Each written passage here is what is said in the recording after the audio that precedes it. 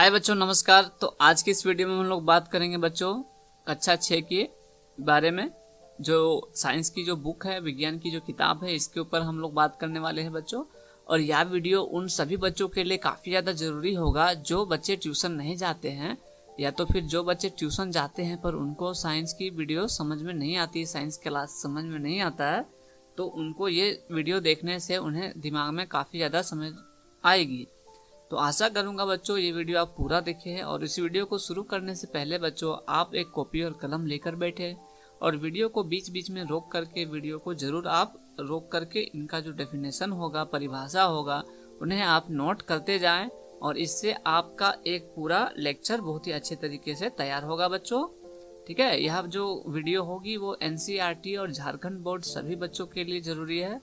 चाहे आप NCERT board की किसी भी पढ़ाई कर रहे हो, आपको यह वीडियो काफ़ी ज़्यादा समझ में आएगा और आप इसे जो है वो अच्छी तरह से नोट कर ले। यह आपके क्लास की वीडियो होने वाली है। तो चलिए इस वीडियो की शुरुआत करते हैं बच्चों। यह जो है सबसे पहले हम लोग इस विषय में बात करते हैं। तो यहाँ पर हमारा जो टॉपिक है वो है भोजन। भोजन अर्थात फूड। तो इनमें हम जानेंगे बच्चों कि भोजन जो होता है इनमें क्या क्या पाया जाता है। सबसे पहले बात तो यह है बच्चों कि हम लोग जो है वो नित्य दिन भोजन करते हैं। प्रत्येक दिन हम लोग भोजन करते हैं और भोजन में हम लोग मांस मछली भी खाते हैं और साग सब्जी भी खाते हैं। कोई लोग जो होते हैं वो खाली साग सब्जी खाना पसंद करते हैं, तो कोई जो होते हैं वो मांस मछली को भी प्रेफर करते हैं, यानी कि खाना पसंद करते हैं। तो इनके ऊपर में मैं आगे डिटेल में बात करूंगा बच्चों। तो चलिए इस वीडियो की शुरुआत करते हैं। तो आइए जानते हैं इनमें क्या क्या पढ़ना होगा हमें। तो पोषक तत्व हमें जानना है, इसमें पोषक तत्व क्या है। इसके बाद हम जानेंगे शाकाहारी क्या है। इसके बाद हम जानेंगे मांसाहारी जीव क्या होते हैं। फिर हम लोग जानेंगे शाकाहारी जीव, सर्वाहारी जीव क्या होते हैं। फिर हमें जानना है पोषक तत्व क्या होते हैं और संतुलित आहार क्या होता है। बाद में हम जानेंगे कुपोषण क्या है और सूखा रोग क्या है। और इसमें हम लोग देखेंगे पोषण की अधिकता होने पर हमारे शरीर में क्या क्या परिवर्तन होते हैं। दूषित भोजन। तो ये विभिन्न बिंदुओं पर हम बात करेंगे बच्चों। तो चलिए एक एक बिंदु पर हम लोग बात करते हैं। तो आप कॉपी और कलम लेके बैठ चुके होंगे, तो चलिए वीडियो की शुरू करते हैं। तो देखिए बच्चों, पोषक तत्व। पोषक तत्व किसे कहते हैं? तो वह पदार्थ जो शरीर को समृद्ध करते हैं उन्हें हम पोषक तत्व कहते हैं। आप इन्हें नोट कर लीजिए बच्चों। ठीक है, तो पोषक तत्व क्या होते हैं? ये हमारे शरीर को समृद्ध करने वाले तत्व होते हैं।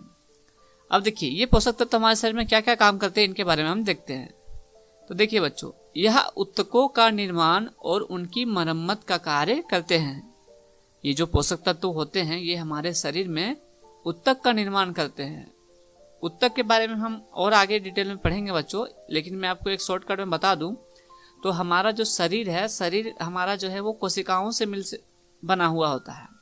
और ये कोशिकाएं जो है बच्चों वो ऊतक बनाते हैं और ये ऊतक जो है अंग का निर्माण करते हैं। और अंग जो है वो फिर हमारे शरीर में मांस यानी कि बॉडी पार्ट्स बनाते हैं।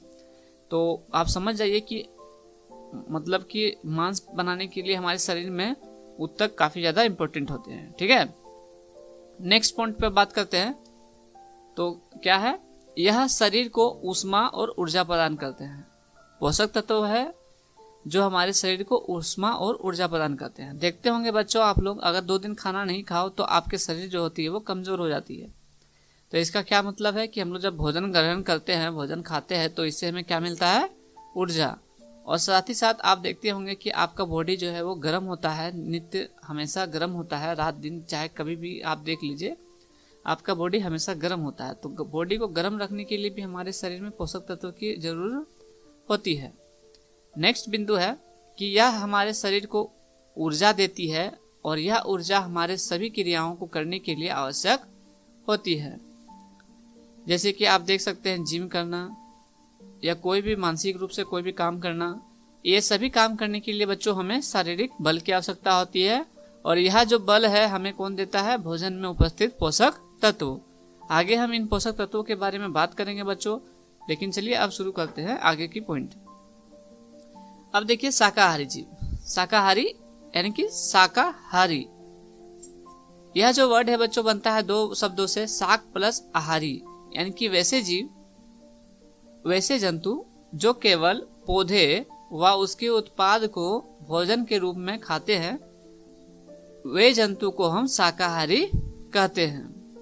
ठीक है, तो वैसे जंतु हैं जो केवल पौधे व उसके उत्पाद को भोजन के रूप में ग्रहण करते हैं या खाते हैं, उन्हें हम शाकाहारी जीव कहते हैं। ठीक है, जैसे कि गाय, बकरी, बंदर, खरगोश, हिरण, हाथी, घोड़ा, ये सभी जो होते हैं वो साग सब्जी ही खाना पसंद करते हैं या तो पेड़ पौधों के पत्तों को खाना पसंद करते हैं और ये मांस नहीं खाते हैं, इसीलिए हम इन्हें शाकाहारी जीव कहते हैं। ठीक है, नेक्स्ट बिंदु देखिए मांसाहारी। तो मांसाहारी कौन होते हैं? तो वैसे जंतु जो केवल जंतु एवं जीवों को भोजन के रूप में खाते हैं उन्हें हम मांसाहारी जीव कहते हैं। ठीक है, देखिए बच्चों, यहाँ पर कोई एक जीव किसी दूसरे जीव को भोजन के रूप में खा रहा है, जैसे कि बाघ क्या करता है, किसी हिरण को खा जाता है या तो किसी दूसरे जीव को खा जाता है मार करके, या किसी इंसान को खा जाता है। तो यहाँ पर क्या हो रहा है कि ये एक जीव होते हुए पर भी दूसरे जीव को खा रहा है, तो इसे हम मांसाहारी जीव कहेंगे। ठीक है, जैसे शेर, भालू, मगरमच्छ, भेड़िया, लोमड़ी, बाघ, ये सभी जो है वो एक जानवर होते हुए भी दूसरे जानवर को खाते हैं और इन्हीं इसीलिए हम मांसाहारी जीव कहते हैं। अगला बिंदु है सर्वाहारी। सर्वाहारी जीव किन्हें कहते हैं? देखिए बच्चों, वैसे जंतु जो पौधे और जंतुओं दोनों को ही भोजन के रूप में खाते हैं उन्हें हम सर्वाहारी कहते हैं। यहाँ पर आप देख सकते हैं बच्चों कि जैसे कुत्ता हो गया, कुत्ता को आप भात भी दो तो वो खा जाएगा और मांस भी दो तो खा जाएगा। ठीक इसी प्रकार बिल्ली हो गई, हम मनुष्य हो गए जो कि साग सब्जी को भी खाते हैं और दूसरे जानवर का मांस भी खाते हैं, है ना। तो हम लोग भी सर्वाहारी की कैटेगरी में आते हैं बच्चों। यहाँ पे आप एक चिंपैंजी को देख रहे हैं, ये भी एक सर्वाहारी जीव है। एक तिलचट्टा है, यह भी सर्वाहारी है। और यह भालू, पैंडा, ये भी क्या है, एक सर्वाहारी जीव है। तो ये जो होते हैं वो मांस भी खाते हैं और साग सब्जी भी खाते हैं, तो इन्हें हम सर्वाहारी कहते हैं। अगला बिंदु है हमारा मुख्य पोषक तत्व। देखिए बच्चों, मुख्य पोषक तत्व अर्थात पोषक तत्वों का क्या क्या रूप होता है। तो देखिए बच्चों, हमारे भोजन में मुख्य पोषक तत्व होते हैं कार्बोहाइड्रेट, प्रोटीन, वसा, विटामिन तथा खनिज लवण। ये जो होते हैं हमारे शरीर में पोषक तत्व के रूप में विद्यमान होते हैं बच्चों, और इनके कारण ही हमारा बॉडी जो है वो स्वस्थ होता है, हम लोग स्वस्थ होते हैं। अगर बाय चांस अगर इनमें से कोई भी तत्व अगर हमारे शरीर में कमी हो जाएगी तो उससे जुड़ी हमें शरीर में बीमारी उत्पन्न हो जाएगी। ठीक है, इनके बारे में हम आगे बात करेंगे। अब आप देख सकते हैं इस फिगर में कि भोजन के मुख्य पोषक तत्वों में पहला क्या है, कार्बोहाइड्रेट, सेकेंड है प्रोटीन, तीसरा है वसा, चौथा है विटामिन और पांचवा है खनिज लवण। तो मुख्य प्रकार से ये आप याद कर लीजिए कि भोजन के मुख्य पोषक तत्व क्या है, कार्बोहाइड्रेट, प्रोटीन, वसा, विटामिन और खनिज लवण। ठीक है, अब चलिए एक क्रियाकलाप करते हैं बच्चों। तो इस क्रियाकलाप में हम कार्बोहाइड्रेट का परीक्षण करेंगे बच्चों। कार्बोहाइड्रेट किन्हें कहते हैं? तो अभी जस्ट मैंने आपको पहले बताया कि भोजन का यह मुख्य पोषक तत्व है, और यह जो पोषक तत्व होता है बच्चों हमारे शरीर को ऊर्जा देने का काम करता है, अर्थात ताकत देने का काम करता है। तो ये कौन कौन से पदार्थों में पाया जाता है, इसके लिए यह क्रियाकलाप हम करने वाले हैं। तो चलिए इस क्रियाकलाप को शुरू करते हैं। तो इस क्रियाकलाप को करने के लिए हमें आलू चाहिए, चावल चाहिए, पनीर चाहिए और नमक चाहिए। साथ ही साथ हमें इन्हें चेक करने के लिए आयोडीन का एक लिक्विड फॉर्म भी चाहिए। तो हम क्या करेंगे, इस आयोडीन को बारी बारी से चावल पर, आलू पर, पनीर पर और नमक पर गिराएंगे बच्चों। और जिस पर गिराने पर यह कलर अगर चेंज हो जाएगा, यानी कि आप देख सकते हैं अभी इसका कलर कैसा है। अब हमने चावल पर गिराया तो देखिए चावल पर गिराने पर इसका कलर जो है वो नीला हो जा रहा है, और आलू पर भी गिराया तो इसका कलर नीला हो गया। अर्थात आलू और चावल में क्या होता है, कार्बोहाइड्रेट होते हैं। ठीक है, अब इसके बाद हम पनीर पर देखेंगे बच्चों। तो पनीर पर भी जो हमने गिराया तो इसका कोई भी कलर नहीं चेंज हो रहा है। अब नमक पर देखते हैं, तो नमक पर भी इसका कोई कलर चेंज नहीं हो रहा है। अर्थात आलू में और चावल में कार्बोहाइड्रेट की मात्रा जो है वो काफी ज्यादा अधिक होती है, जबकि नमक में और पनीर में नहीं होता है। ठीक है, तो ये आप याद कर लीजिएगा, आलू में और चावल में सबसे अधिक कार्बोहाइड्रेट होता है। अब हम जानेंगे स्टार्च का मुख्य स्रोत। स्टार्च यानी कि आपने देखा होगा कि जब आप कोई फल खाते हैं तो आपको मीठा लगता है। यह मीठा क्यों लगता है? क्योंकि उसमें स्टार्च होता है, और यह जो स्टार्च होता है बच्चों उसमें कार्बोहाइड्रेट के फॉर्म में होता है और ग्लूकोज के फॉर्म में होता है, जो कि हम आगे डिस्कस करेंगे। तो चलिए शुरू करते हैं। तो देखिए बच्चों, स्टार्च मानव आहार में सबसे अधिक खपत कार्बोहाइड्रेट के द्वारा होती है, और इस तरह के अनाज जो होते हैं वो जड़े या कंद के रूप में पाए जाते हैं, ठीक है। और स्टार्च का मुख्य स्रोत होता है बच्चों वैसे पौधे जो जड़ वाले होते हैं, जैसे कि बीट रूट हो गया, है ना, मूली हो गया, सलजम हो गया, गाजर हो गया या शकरकंद हो गया। ये सभी जो होते हैं वो स्टार्च की काफी ज्यादा मात्रा होती है, जिसके कारण हम इन्हें खाते हैं तो हमें मीठापन लगता है, ठीक है। तो मीठापन लगता है अर्थात इनमें कार्बोहाइड्रेट की मात्रा काफी अधिक होती है। अब हम एक और क्रियाकलाप करेंगे बच्चों। तो चलिए इस क्रियाकलाप में देखते हैं। इस क्रियाकलाप में हम प्रोटीन का परीक्षण करेंगे, जिसके लिए हम एक अंडा लेंगे और उस अंडे का जो व्हाइट पार्ट होता है और जो येलो भाग होता है, पीला कलर, दोनों को हम लोग चेक करके देखेंगे। तो चलिए इस क्रियाकलाप को शुरू करते हैं। तो सबसे पहले हमने अंडे का पानी लिया, देखिए इस परखनली में हमने डाल दिया। अब हम यहाँ पे सोडियम हाइड्रोक्साइड को और कॉपर सल्फेट को डालेंगे इसमें। अब अंडे के इस भाग में हमने जैसे ही डाला, देखिए इसका कलर कैसे चेंज हो रहा है, और यह जो कलर चेंज हो रहा है बच्चों, यह जो कलर चेंज हो रहा है यह हमें यह बताता है कि इसमें प्रोटीन की मात्रा अधिक है।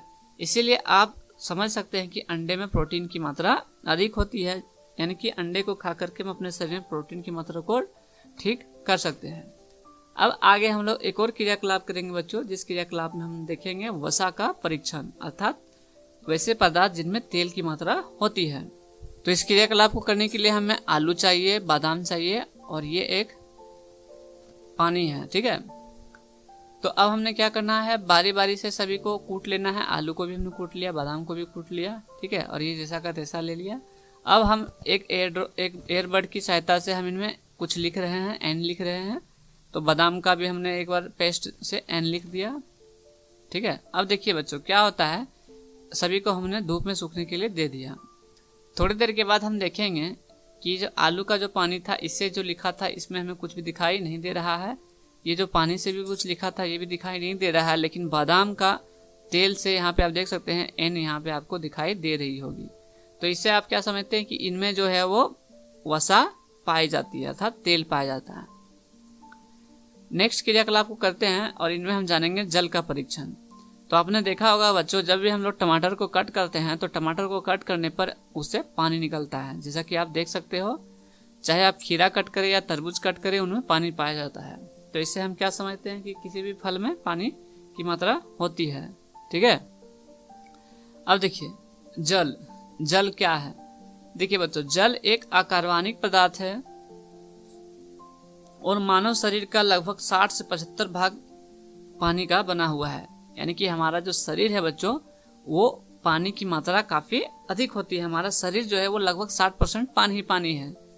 आप अगर इसे समझना चाहते हो तो आप इसे इस तरह से समझिए, जैसे कि मान लीजिए आपका अगर वजन 30 किलो है, तो 30 किलो आपका वजन है, तो 30 किलो का 60% आप अगर निकालोगे तो लगभग ये 18 किलो के आसपास ये जो होगा बच्चों, आपका क्या होगा, खाली शरीर में पानी है, ठीक है।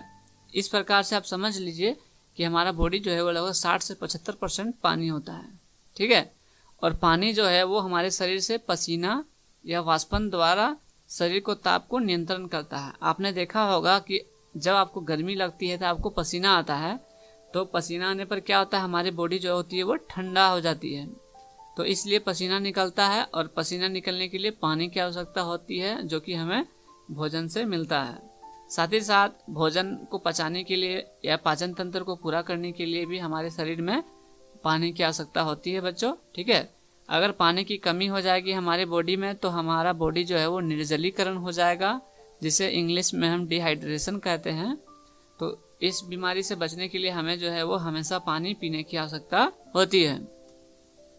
अब आगे देखेंगे पोषक तत्व हमारे लिए क्या क्या करते हैं। तो देखिए बच्चों, पोषक तत्व जैसे कि कार्बोहाइड्रेट और वसा, यह हमारे शरीर को ऊर्जा देने का काम करती है। कार्बोहाइड्रेट और वसा का क्या काम होता है, हमारे शरीर को ऊर्जा देने का काम होता है।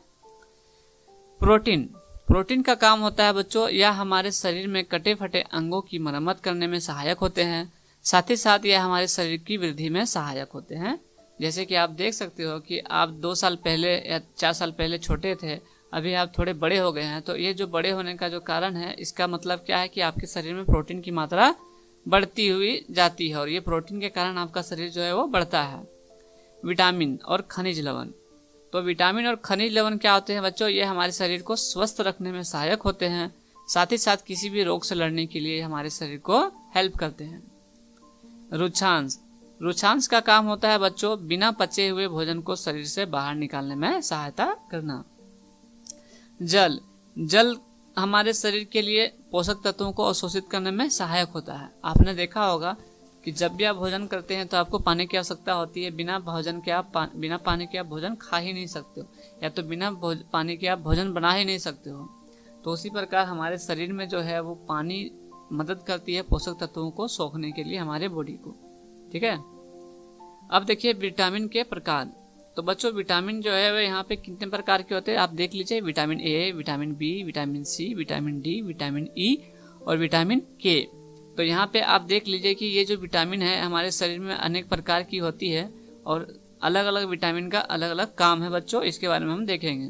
तो विटामिन बी, विटामिन ए। तो देखिए विटामिन ए का क्या काम होता है बच्चों? यह हमारे शरीर में त्वचा और आंखों को स्वस्थ रखने का काम करता है। आप जब भोजन खाते हैं तो भोजन में जो विटामिन ए होगा वो आपके शरीर को क्या करेगा? त्वचा और आंखों को स्वस्थ रखने में मदद करेगा। जब ये मदद करता है और मान लीजिए विटामिन ए आपको शरीर में नहीं रहेगा, अगर मान लीजिए विटामिन ए की कमी हो जाती है, तब इससे क्या बीमारी होगा? तो इससे आपकी बीमारी होगी वो होगी रतौंधी, यानी कि जिससे आपको रात में दिखाई नहीं देगा। आपने देखा होगा किन्हीं लोगों को रात में दिखाई नहीं देता है, तो यह जो है विटामिन ए की कमी को दर्शाता है। अब आगे देखिए विटामिन बी। तो विटामिन बी जो है इससे हमारा शरीर क्या होता है बच्चों? इनका काम होता है हृदय और परिसंचरण तंत्र को स्वस्थ रखना। हमारे बॉडी में हृदय का जो फिट रखने का काम करता है वो विटामिन बी का काम है बच्चों। और अगर विटामिन बी की आपके शरीर में कमी हो जाएगी तो आपको बेरी नामक रोग उत्पन्न हो जाएगी। अगला देखिए विटामिन सी। तो विटामिन सी जो है वो रोगों से लड़ने में सहायता करता है और अगर विटामिन सी कमी हो जाएगी तो हमें अस्कर्वी नामक रोग हो जाएगा। अगला पॉइंट देखेंगे विटामिन डी। तो विटामिन डी जो है बच्चों वो हमारे हड्डियों और दांतों के लिए कैल्शियम का उपयोग करने में सहायता करती है। अर्थात विटामिन डी क्या करती है? हमारे शरीर में हड्डी और दांतों को मजबूती का काम करती है। और अगर आपके शरीर में विटामिन डी कमी हो जाएगी तो आपको रिक्टेस नाम की बीमारी हो जाएगी। अगला पॉइंट है विटामिन ई। तो विटामिन ई क्या करता है? यह हमारे शरीर में त्वचा और प्रजनन तंत्र को स्वस्थ रखता है। त्वचा और प्रजनन तंत्र को प्रभावित करेगा अगर इसकी कमी हो जाएगी तब। अगला पॉइंट है विटामिन के। विटामिन के का काम होता है बच्चों हमारे शरीर में जो खून होता है इसको जमने में सहायता करता है। अर्थात जब आप कट फट जाता है आपका शरीर तो आपका खून निकलने लगता है, जिससे कि खून काफी ज्यादा ना बह जाए, उसको रोकने के लिए खून क्या होता है? जम जाता है। तो खून को जमाने के लिए ये विटामिन के जो है वो मदद करता है। अगर मान लीजिए आपके शरीर में विटामिन के कम हो जाएगी तो आपका जो खून है वो नहीं जमेगा, जिससे कि आपका शरीर से काफी ज्यादा खून बह जाएगा और आपकी जान भी जा सकती है। तो विटामिन के का काम होता है हमारे शरीर में खून को जमने में सहायता करना। अगला पॉइंट देखिए। तो विटामिन ए के कुछ स्रोत दिए गए हैं, यानी कि विटामिन ए किन में पाया जाता है? तो दूध, मछली का तेल, पपीता, गाजर, आम, ये सभी में क्या होता है? विटामिन ए पाया जाता है। दूसरा देखिए विटामिन बी। यह जो है बच्चों लीवर, गेहूं और चावल में पाया जाता है। तीसरा देखिए विटामिन सी के मुख्य स्रोत। तो यहाँ आप देख सकते हैं संतरा, अमरूद, मिर्च, नींबू, आंवला, टमाटर, इनमें जो है वो विटामिन सी बहुत ही अधिक मात्रा में पाई जाती है बच्चों। विटामिन डी के कुछ मुख्य स्रोत जैसे कि दूध, मक्खन, लीवर, अंडा, मछली, ये सब के खाने से आपके शरीर में विटामिन डी की मात्रा पूरी होगी। और आप यहाँ पे देख सकते हो कि vitamin A, B, C, D ये सभी हमें किन से प्राप्त होती है। अब आगे हम बात करेंगे बच्चों संतुलित आहार। देखिए संतुलित का मतलब क्या होता है? बैलेंस। अर्थात कोई भी काम को हम लोग नियमित समय पर या नियमित तरीके से करते हैं। जैसे आपका स्कूल जो है वो 9 बजे ही प्रातः खुलता है, तो आपका 9 बजे ही खुलेगा। उसी प्रकार आप सुबह 5 बजे उठ जाना चाहिए आपको, रात को 8 से 9 बजे के बीच में आपको सो जाना चाहिए। ये क्या हुआ, एक संतुलित जीवन का एक लक्षण हुआ। ठीक इसी प्रकार हम लोग जो भोजन करते हैं इसमें हमें संतुलन की आवश्यकता होती है, अर्थात हम लोग कोई भी भोजन कभी भी नहीं कर सकते हैं। जैसे मान लीजिए अभी आपका मन हुआ तो आपने रसगुल्ला खा लिया, अभी आपका मन हुआ तो आपने चिकन या मटन खा लिया, ऐसा नहीं होना चाहिए। आपको एक टाइम पे एक ही चीज को खाने की जरूरत होनी चाहिए, ठीक है। उनके बारे में हम जानेंगे। अगर आप ऐसा नहीं करते हैं तो आपको किन कारणों को सामना करना पड़ सकता है, इसके बारे में हम लोग जानेंगे। देखिए बच्चों, ऐसे आहार जिनमें सभी पोषक तत्व उचित अनुपात में सम्मिलित होते हैं उन्हें हम संतुलित आहार कहते हैं। देखिए आप इसे पॉइंट को नोट कर लीजिए। ऐसा आहार जिसमें सभी पोषक तत्व उचित अनुपात में सम्मिलित होते हैं संतुलित आहार कहलाता है। दूसरा, पौष्टिक और पर्याप्त भोजन वह होता है जो शरीर की जरूरतों को सभी पौष्टिक तत्वों को उपलब्ध कराता है और जिससे हमारी सेहत काफी अच्छी होती है, ठीक है। तो बच्चों, संतुलित आहार करने से क्या होता है कि हमारा जो शरीर है वो स्वस्थ होता है और मानसिक व शारीरिक रूप से हमारा जो शरीर है वो काफी ज्यादा स्वस्थ होता है, जिसके कारण हम कोई भी काम को आसानी से कर पाते हैं, ठीक है। और संतुलित आहार करने से हमारा शरीर जो है वो एक अच्छे ढंग से हम लोग जी सकते हैं, हमें कोई बीमारी नहीं होगी और हम हमेशा स्वस्थ रहेंगे, ठीक है। तो इसलिए संतुलित आहार जरूरी है। अब देखिए रंग बिरंगे भोजन, तो आपने देखा होगा बच्चों कि हम लोग प्रतिदिन हम लोग जो भोजन करते हैं उनमें जो है वो इस तरह से लाल यानी कि केसरिया, सफेद और हरा कुछ इस प्रकार से मिक्स हम लोग भोजन खाते हैं। जैसे कि टमाटर, गाजर, सेब, ये केसरिया कलर की होती है या लाल रंग की होती है। सफेद रंग जैसे कि चावल, दूध, अंडा, आलू, ये सभी सफेद कलर की होती है। मटर, कद्दू, नेनुआ, पालक, मिर्ची, ये सभी जो है वो हरे रंग की होती है। तो इस तरह का जो भोजन हम लोग करते हैं बच्चों, इन्हें हम संतुलित भोजन कहते हैं और इन्हें रंग बिरंगा भोजन के रूप में भी हम लोग कह सकते हैं। और यह जो भोजन होता है वो हमारे शरीर के लिए बहुत ज्यादा जरूरी होता है। अगर आप किसी एक भोजन को लगातार खाओगे तो आपके शरीर में किसी दूसरे तत्व की कमी हो सकती है। जैसे कि अगर आप खाली चावल खाओगे, दिन भर चावल खाओगे, रात में भी चावल खाओगे, आटा का अगर आप रोटी नहीं खा रहे हो तो इससे आपके शरीर में कोई रोग उत्पन्न हो सकता है, क्योंकि सभी भोजन में अलग अलग पोषक तत्व तो पाया जाता है, जैसे कि मैंने आपको पीछे में बता चुका हूँ, ठीक है। अब देखिए रुक्षांश, तो रुक्षांश क्या होता है बच्चों, ये हमारे शरीर में अपशिष्ट पदार्थों को बाहर निकालने में मदद करता है और भोजन को पचाने में काफी ज्यादा सहायता करता है। और इस तरह का जो भोजन होता है बच्चों वो सलाद या अनाज के जो बाहरी परत होती है उसके रूप में होता है, ठीक है। नेक्स्ट देखिए, पोषक तत्वों को नष्ट होने से बचाने हेतु सावधानियां। आपने देखा होगा बच्चों कि जब आप सब्जी काटते हो या फल काटते हो तो आप क्या करते हो, उसको छील लेते हो, छीलने के बाद उसको काटते हो और फिर धोते हो। तो इससे क्या होता है, आपके काटने के बाद उसमें जो मौजूद पोषक तत्व होता है वो धुल सकता है, यानी कि वो बह सकता है, वो कम हो सकता है। इससे आपका वह फल में जो पोषक तत्व होगा वो उसकी मात्रा कुछ कम हो जाएगी, या जो उनमें कुछ विटामिन होगा वो कम हो जाएगा। इसीलिए हमें फल को पहले धो लेना चाहिए, बाद में उन्हें खाना चाहिए काट के। ऐसा नहीं कि पहले काट लें और फिर धो, ऐसा आप नहीं करें। जब भी आप फल को काटे या सब्जी को तो सबसे पहले धो लें और धोने के बाद में उन्हें कट करें। ऐसा नहीं कि काटने के बाद धोना है, ठीक है। ठीक इसी प्रकार चावल, दाल को बार बार धोने से उनमें उपस्थित विटामिन और खनिज लवण की हानि भी होती है। जैसे कि जब हम भोजन को पकाते हैं तो अधिक जल दे देते हैं, जैसे मान लीजिए चावल में हम अधिक पानी देते हैं पकाने के लिए, बाद में वह जो पानी होता है वो हम फेंक देते हैं। तो ये जो पानी होता है बच्चों, उनमें प्रोटीन की मात्रा अधिक होती है क्योंकि वह चावल का ही अंश होता है। इसीलिए उस पानी को हमें फेंकना नहीं चाहिए, उनको कम से कम पानी डालना चाहिए भात बनाने के लिए, जिससे कि हमारा भोजन सही से बन जाए और बाद में हम उन्हें पी सकते हैं, ठीक है। उन्हें फेंकना नहीं चाहिए क्योंकि इससे उनमें पोषक तत्वों की हानि हो सकती है। अब देखिए जंक फूड या फास्ट फूड। देखिए बच्चों, जंक फूड किन्हें कहते हैं, तो आपने देखा होगा कि मेले या बाजार में चाउमीन, पिज्जा, बर्गर आदि मिलते हैं जिन्हें हम चाव से खाते हैं। इन्हें हम फास्ट फूड के नाम से जानते हैं, ठीक है।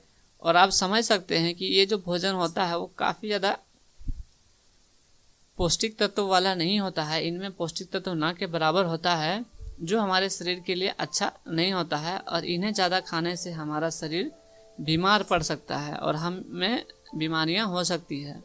इसलिए ध्यान दीजिए कि इन्हें आप ना खाएं तो बेहतर होगा। ठीक है, इनमें कोई भी पोषक तत्व नहीं होता है बच्चों, इन्हें हम जंक फूड के नाम से जानते हैं। अब देखिए आगे आयोडीन के स्रोत। तो आयोडीन किनमें पाया जाता है? देखिए बच्चों, मछली, केकड़ा, आयोडीन नमक, अदरक और समुद्री उत्पादों में आयोडीन की मात्रा जो है वो अधिक होती है। आगे देखते हैं फास्फोरस के स्रोत। तो फास्फोरस जो है वो केला, दूध, मिर्ची, फ्रेंच बीन्स और बादाम में जो है वो पाया जाता है। ठीक है, फास्फोरस। आगे देखिए लौह तत्व के स्रोत। तो पालक साग हो गया, सेब हो गया, मड़ुआ हो गया, साबुत अनाज हो गया और यकृत यानी कि लीवर, किसी भी दूसरे बकरी का लीवर आप कह सकते हैं इन्हें। इनमें जो है वो लौह मात्रा अधिक होती है, यानी कि जिससे खाने से हमारे शरीर में खून की मात्रा बढ़ेगी। नेक्स्ट देखिए कैल्शियम। तो दूध, अंडा, मूली, सलगम, केला, इनमें जो है वो कैल्शियम की मात्रा होती है बच्चों। और कैल्शियम जो है हमारे शरीर में हड्डियों तथा दांतों को मजबूत करने में सहायक होती है। अब देखिए क्या है कुपोषण, यानी कि मल न्यूट्रिशन। देखिए बच्चों, जब शरीर को आवश्यक मात्रा में पोषक तत्व नहीं मिलते हैं तो इस स्थिति में हम उन्हें कुपोषण कहते हैं। जैसे कि आप इस फिगर में देख सकते हैं, इस बच्चे को, इसका जो विकास है वो सही से नहीं हुआ है, शारीरिक विकास सही से नहीं हुआ है, क्योंकि ये जो बच्ची है वो कुपोषित हो गई है। अर्थात समय पर इन्हें सही भोजन नहीं मिलने के कारण इनमें पोषक तत्व की कमी हो गई और यह जो है वो कुपोषण की शिकार हो गई। सूखा रोग। तो कम भोजन मिलने पर प्रोटीन तथा कार्बोहाइड्रेट की मात्रा कम हो जाती है, जिससे हमारा शरीर जो है वो दुबला पतला हो जाता है और हमारी पसली की हड्डियां दिखाई देने लगती है। इसे हम सूखा रोग कहते हैं बच्चों। जैसे कि आप पिक्चर में देख सकते हैं, इस बच्चे की हड्डियां सभी दिखाई दे रही है पसलियों की। तो इनमें जो है वो सूखा रोग हो गया है। और ये क्यों हुआ है? तो ये प्रोटीन और कार्बोहाइड्रेट की कमी के कारण हुआ है। ठीक है, क्योंकि कम भोजन में कम प्रोटीन पाई जाएगी। तो ये समय पर खाना नहीं खाने के कारण, या तो इसे भोजन नहीं मिलने के कारण, गरीबी के कारण, भोजन ना मिलने के कारण ये बच्चे में इस तरह का रोग उत्पन्न हुआ है। अगला बीमारी देखते हैं, अगला पॉइंट क्वाशियोरकर। क्वाशियोरकर रोग जो है बच्चों, ये भोजन में प्रोटीन की कम होने पर बच्चे की वृद्धि रुक जाती है और उनका पेट जो है वो फूल जाता है। जैसे कि आप फिगर में देख सकते हो, इस फिगर में आप देख रहे हो कि ये जो बच्चा है इसका पेट फूला हुआ है, बाकी इसकी शरीर नहीं बढ़ी है। तो यह तब होता है जब हमारे भोजन में प्रोटीन की कमी हो जाती है। ठीक है। रतौंधी, जैसे कि मैंने आपको पीछे बताया है कि विटामिन ए की कमी से हमें रात में दिखाई नहीं देने लगता है, जिसे हम रतौंधी को बीमारी कहते हैं। अगला बीमारी देखिए घेंगा। बच्चों, हमारा जो गला है कभी कभी फूल जाता है। ये सभी को नहीं फूलता, किसी जो इस रोग से ग्रसित होते हैं उनका ही गला फूलता है। तो आयोडीन की कमी होने से गले की ग्रंथि फूल जाती है और बच्चे मानसिक विकलांग हो जाते हैं। इन्हें हम घेंगा रोग कहते हैं। ठीक है, यानी कि हम लोग जो नमक खाते हैं, नमक में आयोडीन की मात्रा होती है। और मैंने पीछे भी आपको दिखाया कि आयोडीन की मात्रा किनमें पाया जाता है। तो आयोडीन की कमी होने पर आपका शरीर में यह रोग उत्पन्न हो सकता है। आगे देखिए एनीमिया। तो बच्चों, किसी लोगों को आपने देखा होगा कि शरीर पूरा पीला पड़ जाता है और शरीर जो है एकदम पतला दुबला दिखाई देगा। और यह जो बीमारी होती है वो लौह तत्व की कमी के कारण होता है। लौह तत्व यानी कि आयरन। तो जब हमारे शरीर में, खून में आयरन की कमी हो जाती है तो हमारा शरीर कमजोर हो जाता है, जिनसे कई रोग हमारे शरीर में उत्पन्न हो जाते हैं। और यह जो रोग होता है वह होता है एनीमिया। तो खून में लौह तत्व की कमी से जो बीमारी उत्पन्न होती है उसे हम एनीमिया कहते हैं। अगला देखते हैं अस्थि और दंत क्षय।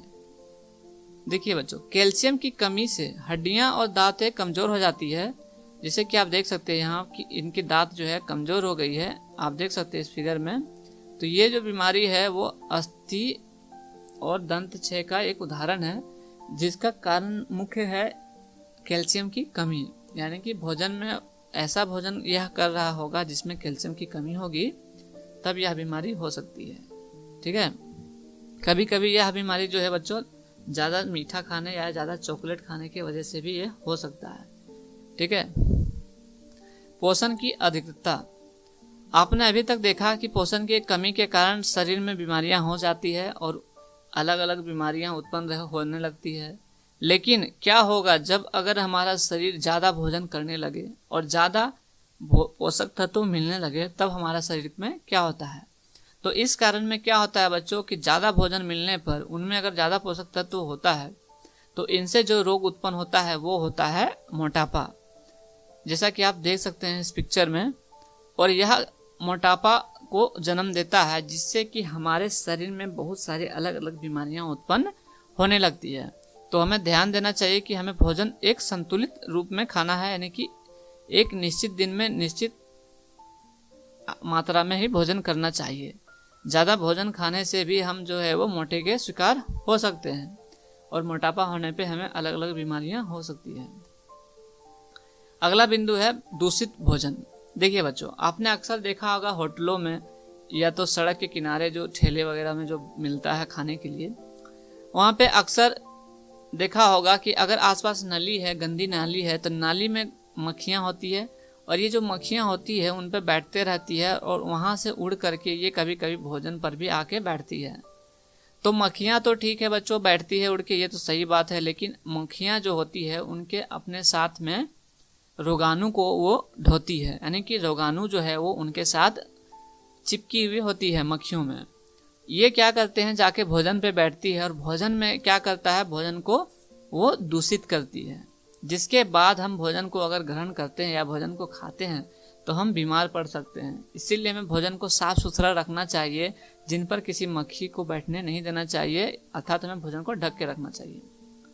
अब ये जो है बासी खाना खाने के लिए योग्य नहीं होता है तथा यह दूषित हो जाती है,